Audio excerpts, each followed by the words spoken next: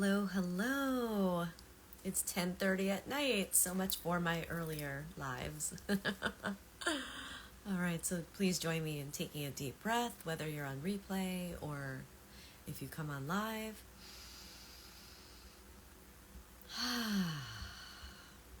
Today has been a very full day, beautiful day, and I am just coming back to my sacred space to jump on live. Today is day 23, so there are 7 days left of my commitment to myself. Those of you that might be seeing this one for the first time, I received a download, meaning that a message came through to me to go live for 30, what is going on with my hair? Go live for 30 days on social media, 30 days in a row. And so no matter what's going on in my personal life or professional life, or no matter how I'm feeling, I have been committed to coming on live. And it's been really fun. It's been really fun. And so I've been committed to talking about things that I feel are meaningful, or I would consider it part of a Dharma talk, meaning that things that matter, things that are more about personal development, spirituality, frequency, energy, those kinds of things. And so as I was sitting with what would be the highest and best to share, I got the message that it was about what came to me in the car earlier this evening. So this is what I'm going to share about. So the subject tonight is about letting go. Letting go. So take a deep breath and then let it go. It could be that simple. But simple doesn't always mean easy. So this is what I mean. So this is how it came to me tonight. I decided last minute to attend a sister's circle. And as I was driving there, I saw 2 different cars with license plates that had the number 55 in it. And so my eye tends to notice when there's repeat numbers. And I noticed it. And then I turned on, and then I turned on a podcast, and the person's podcast, it was podcast number 55.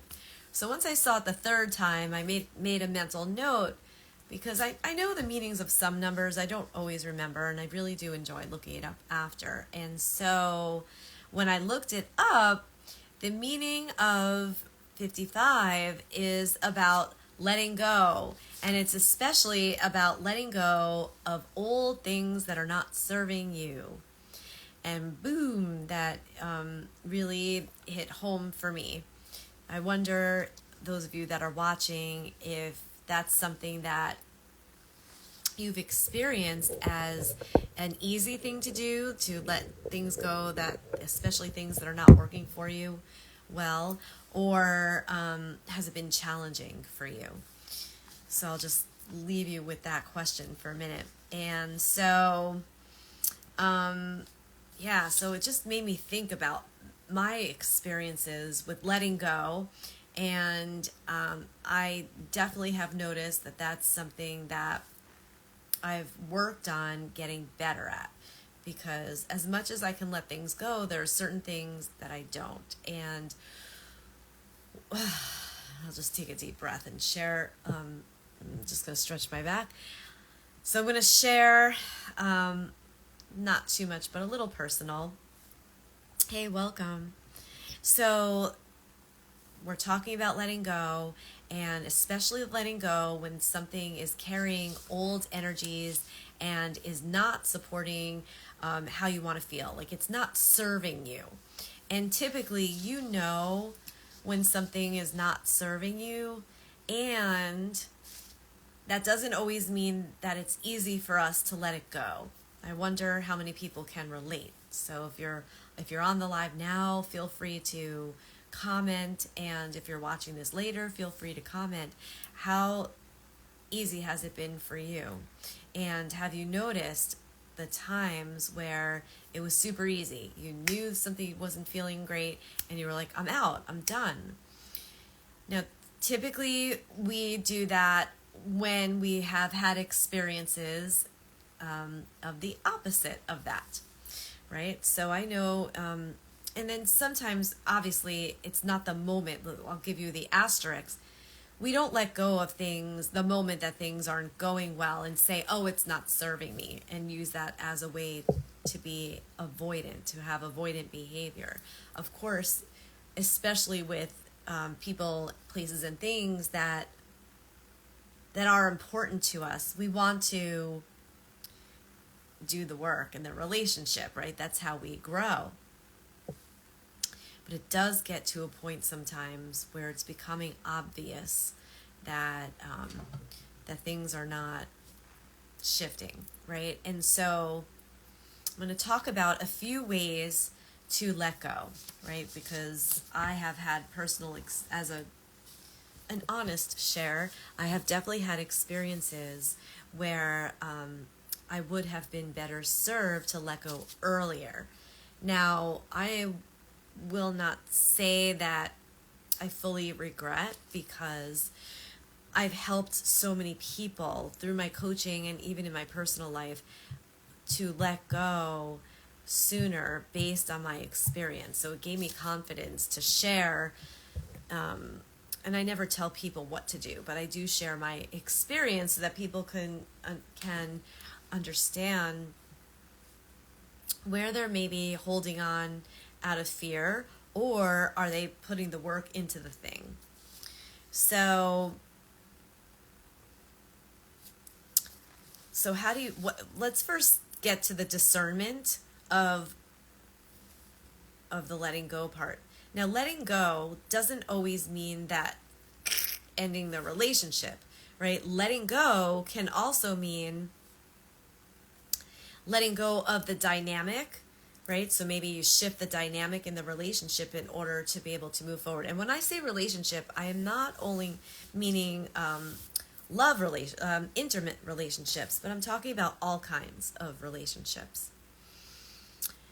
A lot of times, which is something that's really important to know, is that sometimes it's about shifting how we feel the dynamic is supposed to be, right? So if you've ever studied love languages, right? So let's see if I can remember. I think there's 5 of them, right? So, and if you're not sure what I'm talking about, you can Google it. There are we all have different love languages, and typically most of us have a little bit of all of them. But if there's a free quiz that you can do online, and it will prioritize them for you. It will show you what is your primary or first 2 primary love languages.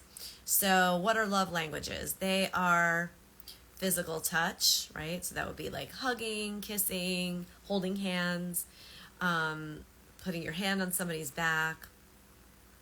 Okay, physical touch. Words of affirmation.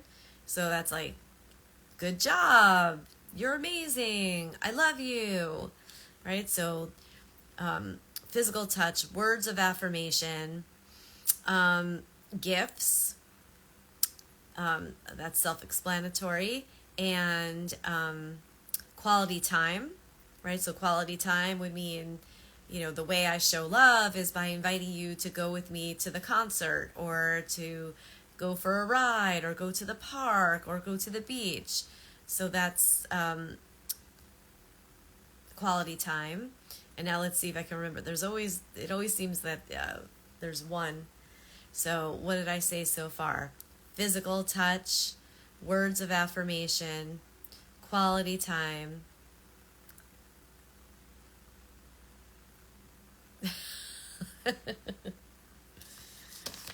This is the disadvantage of doing this late at night. Let me just write this down for a second. So we have physical touch, we have words of affirmation, we have quality time.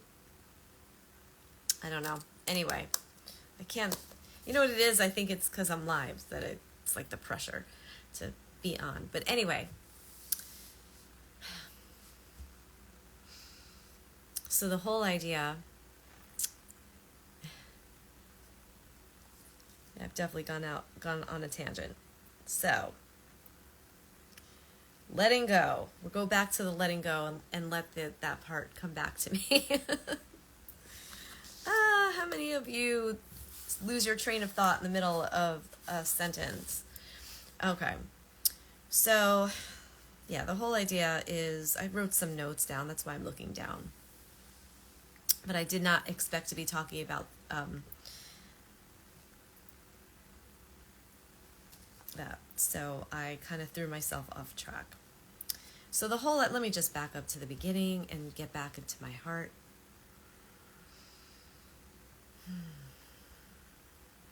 Right. So the whole idea is that sometimes in relationships, we give in the way that we like to receive.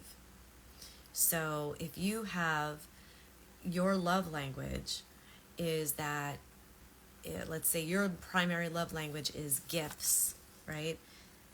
And then so you give gifts out of love. And so you're like, to your partner, or to your friends, and you're like, well, I'm giving gifts. But if gift giving is not that person's primary love language, or not even one of the top ones, it might not mean the same to them to receive it. So you see this a lot in couples where, let's say one partner is giving gifts to the other partner, and the other partner is like, you never tell me you love me, because their love language is words of affirmation. So the other person's like, what? But I keep giving you gifts. That's how I show you that I love you, but it's not matching. So the whole idea in relationship repair is to be able to have these difficult conversations, to be able to express what you desire. And if you're around the right people or with the right partner, they're going to hear you and say, oh, I get it. Gifts are my primary love language. So maybe my partner can give me more gifts, to show me that they love me, but I can give them more words of affirmation because that's how they receive love. So that's an idea about repairing. But what about the letting go? So the letting go could be letting go of the dynamic of what you think is supposed to be. So let's say you're in a relationship with somebody that doesn't use words of affirmations that much. They're giving you gifts. Now it depends on your personal makeup. Is that something that you can kind of meet in the middle about? Do you need them to change so much? Can you shift the way you are in relationship? The other day, I had addressed that some of the comments I was receiving was people who were not receiving support from people in their lives. They feel like they're unsupported, and especially by family members. And so one of the ways that we can heal from that is to start to shift our perspective to maybe not wishing that, or letting go of the expectation that they need to do this in order for you to feel comfortable and loving and give back. And then there are some things that are non-negotiables, right? There are some things that are non-negotiables, and that might be a point where we get to let go. Now that's in relationship with another human being. There's also letting go of habits. There's letting go of thought processes. There's letting go of beliefs. So letting go is when we don't just shift something in the moment, but we see that there's a repeat behavior, a thought, a belief, and maybe we realize, hey, this is no longer working for me. It's actually not supporting my happiness. It's not supporting whatever it is that I'm trying to create in my life. So that's the time where we get to learn how to shift and let go. Hence, coming back to the beginning of the video, me getting those signs of seeing 55 3 different times on a 15-minute drive. So, and it is interesting because sometimes, especially in relationships, it's interesting. Sometimes other people will see that you really need a break from that person, or you need to be done with that person. And sometimes other people will see it before you do. And there's a whole conversation about whether something should be said. Of course, in my opinion, it's always with permission, and if that person's open to it. But stepping aside from breaking up with somebody, I can shift into letting go techniques, right? So if it is with another person, and maybe regardless if you're letting go of the actual relationship or you're letting go of the dynamics of that relationship, you can have a conversation on a soul level. I call it a soul conversation, and I lead my clients through that, and my one-on-one clients through that. So having a soul conversation is when we connect to our higher self, right? So that's the part of us that is really unaffected by the 3D world, that's more connected to the spirit world. And then you can connect with the other person's higher self and let the higher selves connect and converse, right? So on that level, there's typically not conflict, and there's typically more openness and more ability to see each other. So soul conversations is one way. And another way of letting go is writing a letter.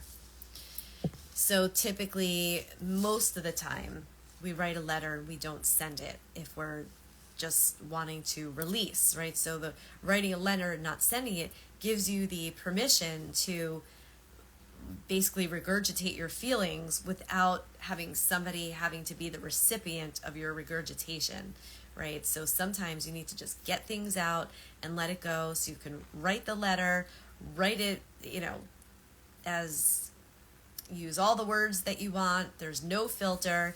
And then a great practice with that is to rip it up and then put it in a fire safe container, like an ashtray or a fire safe bowl, or burn it in something that's near water. And you can set the intention that you're releasing, so that you can release through writing. Sometimes, in some cases, it might be helpful to send the letter, and that's case by case. And I would say talk to your coach about that, or a trusted person. Another way of letting go is what I do all the time with my clients, is through somatic releasing. So we can utilize our body to do certain exercises with the intentions of letting go.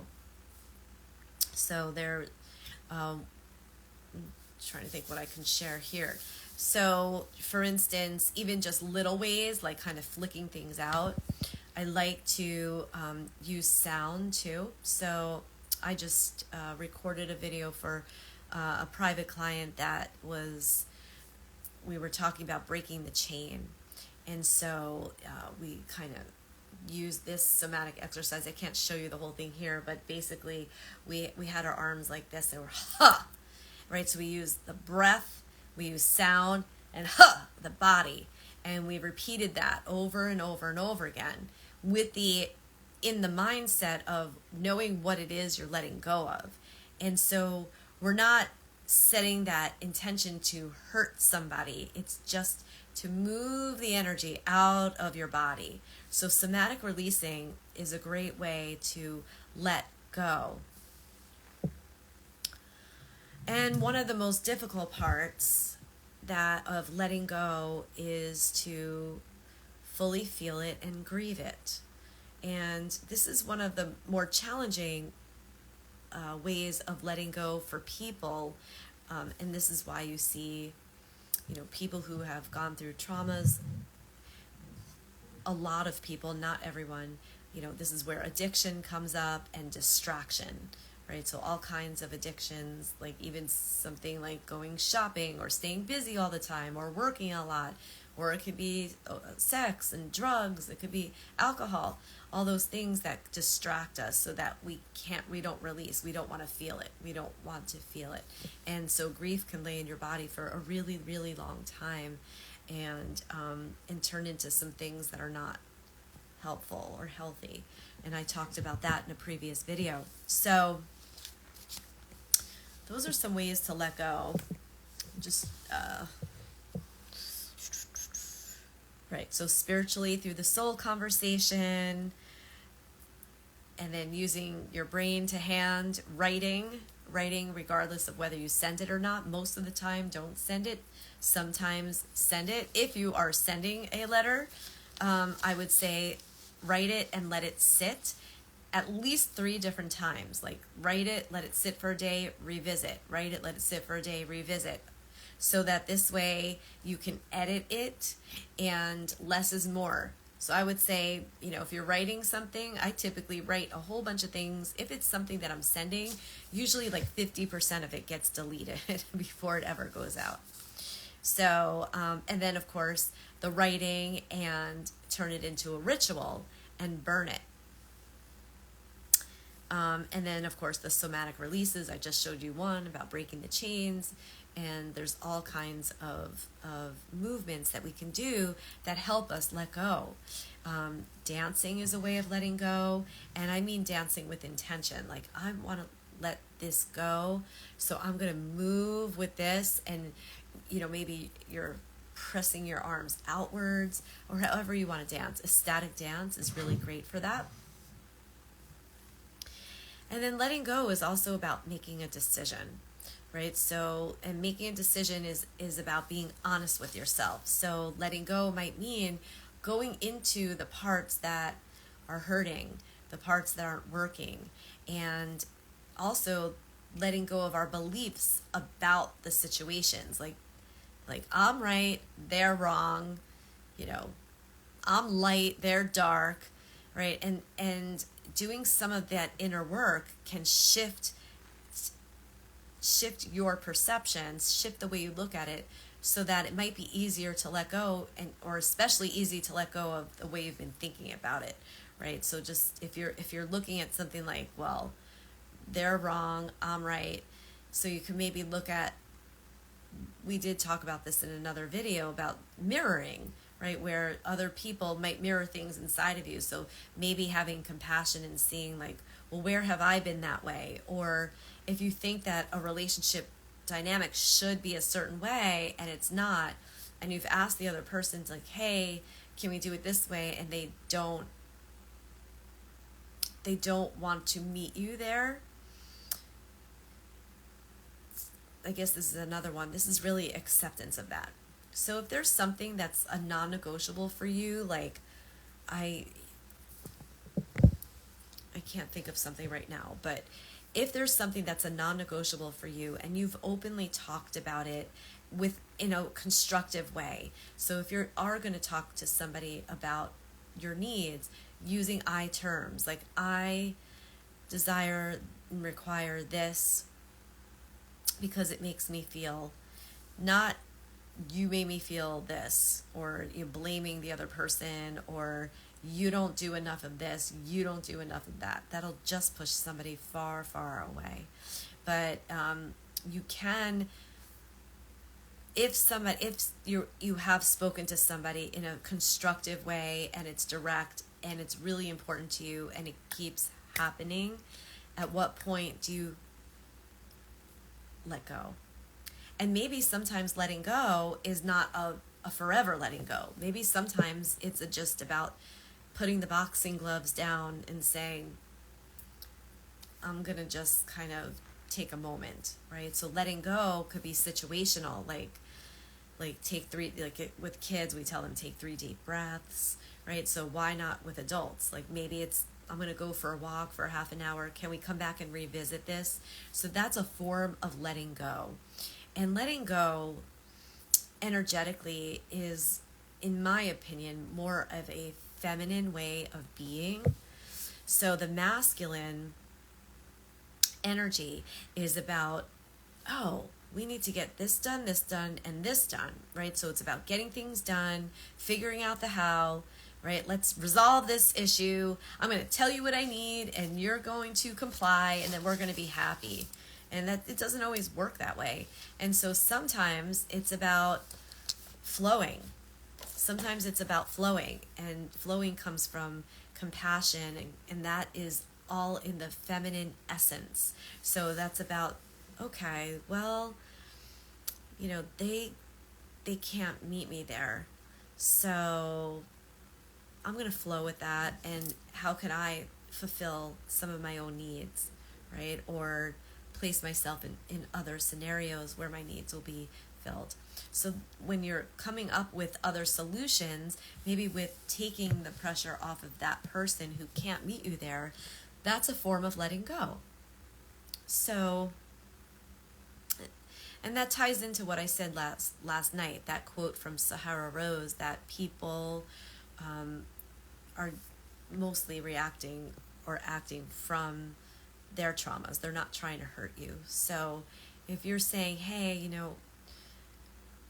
I can use a little of this, and they're not meeting you there, just know that they most likely can't, unless of course they have narcissistic disorder and they're purposely trying to hurt you. But that's a smaller part of the population. And if that is happening, then according to this psychologist, narcissists can't be cured. I don't know if that's true, but that's a whole other story.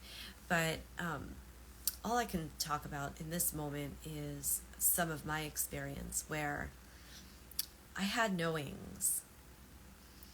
And I'm thinking about one particular relationship. I had knowings, but there was so much good that I didn't let go for a really long time. And my partner at the time got his needs met, and I didn't. And so that's something I get to live with, and I get to forgive myself, number one, and let that go too. And what I receive from that is all the wisdom and the lessons. And so part of letting go is can you receive the lessons that are so much more important than the things that you didn't do? Can you forgive yourself? Can you see that younger part of yourself, that older part of yourself that just did the best they could with what they knew? And what are you doing with it today? Yeah, and I think a lot of times we feel bad for letting go. In the circle tonight, somebody was saying something that was like gaslighting themselves. And you get to have your feelings, you get to have your authentic emotions, and you get to have your authentic desires, and you can satisfy them and put yourself in the situations where they will be fulfilled. And if not, it's okay to let go. It's okay to let go. I think letting go also, just as receiving, letting go is also about trusting, right? So if we let go, then there's nothing there, right? So we have to trust what can come back in, but with this empty hand, something else can come in. But that requires trust. And so sometimes if you have a history where things maybe didn't work out great, we kind of start to lose the trust in life. And so it's up to us to reprogram trusting in life, trust the unknown, and trusting that if you're feeling like something is not workable anymore, that you've said enough things that you have to drop it. Trust that something better is coming in. That happened to me at some point where I had to let go, and new and better came in. And I've talked in other videos about this, that the universe does not like a vacuum. So if there's a vacuum, meaning you let it go and now there's space, it gives room for something better to come in. So can you trust to let go? Are you willing to trust? Are you willing to let go? Are you willing to take one finger off at a time? I know that sometimes it can be difficult, but and even if you let go within a particular relationship, that doesn't mean that that's like that forever. I think I said that already, but that is also true. So when you let go in honor of yourself and not to spite somebody else, if you let go to honor yourself, you just increase your self-respect, and you will exude that, and the people that you place yourself around will feel that, and they will reflect it back to you. And as I just said that before about we don't want to abuse letting go. We don't want to cut somebody off to spite them, but you really want to have a relationship with them. So be very mindful what you say when you're letting go of somebody. Don't use it as a weapon. That's abuse. And you can't unsay things. So be very mindful of that. And so today is about letting go and having the courage to do so. If grief comes with it, feel the grief. The grief will transform you, and you will become stronger, and you will receive something better in that place. Even if it's with the same person, the relationship will be something better, right? There's Mark Groves that I listen to. He does Create the Love, and he and his now wife, when they were dating, they had a conscious uncoupling, and they let each other go because certain needs were not being met on both sides. And so they are conscious leaders. They're very active on social media, and they realized that what they were creating wasn't working for them. And so they did a conscious uncoupling, which means that they let go with intention and also obviously with kindness and love. And even though they still loved each other, they let go. But in their case, what happened was they came back to what they now call relationship 2.0. And they ended up getting married, and now they have a baby. And they wrote a book together, and they talk about how their relationship is better than ever. 2.0 far surpassed 1.0. So but they didn't know that when they broke up the first time. They had to have faith in what their intuition was telling them. And so that's where we get to self-resource. And so we get to self-resource, and we also get to pull in resources when we're feeling so wobbly, right? To get words of wisdom and direction. So yeah, letting go doesn't have to necessarily be this terrible thing. And if you have trauma around it, are ways to heal that. So trust, let go. There's a song, I don't know, trust, let go, be in the flow. I don't know. Maybe I just made up that song. Anyway, I'll post it if I find it. But so let me know your thoughts about letting go, your experience about letting go. Has it been easy for you? Has it been difficult for you? I'd love to hear. And I guess that's it for the night. All right, sending lots of love. Lots and lots of love. Thanks for listening.